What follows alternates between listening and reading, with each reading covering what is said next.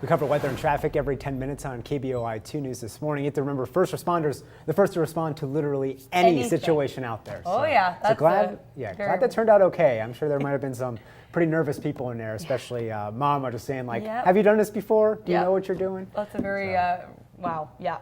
Bam, that's a reminder that exactly first responders, their job can take them anywhere, any day. So plenty of respect for what they do. A happy ending there. My goodness. All right, well, happy ending for us this week, I think, as we saw the ending to a lot of the smoke, or at least the thickest of it, that was impacting the air quality in such a terrible way. So waking up on a better note this morning, orange air quality alert still in effect. So yeah, the air is still considered unhealthy for sensitive groups, but the real-time monitoring this morning kind of showing us some of us are waking up in a better position than we may have been a few days ago. So if you're out of town for the weekend, coming back to hopefully better conditions, but can still see some of that smoke and haze out there. So that's where your weather headlines start. We're off to a hot start this week, but we have some major changes coming into play. I think throughout the course of the next 5 days, we're going to get a taste of two very different seasons here in Idaho. So a big cool down coming our way, along with an unsettled pattern, which could give us the shot at some more showers and thunderstorms here in our area. So there's where the air quality monitor sits right now. We're still in the orange, or AQI, or the air quality index, about 105. So just into that orange category, just above the moderate group there.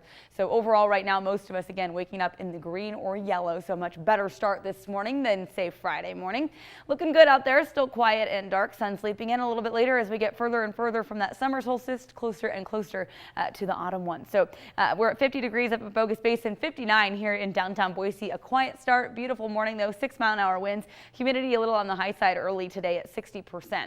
Temps pretty consistent for us here. Low 50s in Kuna, mid 50s in Garden City, low 60s elsewhere. Caldwell, good morning to you. It is 57 out there. So a pleasant start, a little refreshing, maybe a touch chilly out there this morning. So light jacket probably okay if you're sending the kids to the bus stop shortly. 47 up in McCall. Stanley though at 36. So starting to cool off up there in those mountains, especially as we get in the mornings too. High pressure still the dominant feature in our forecast today. So with this thing sitting here camped out over the top of us, our temperatures are going to soar back up into the upper 80s to low 90s. So well above where we belong for this time of the year.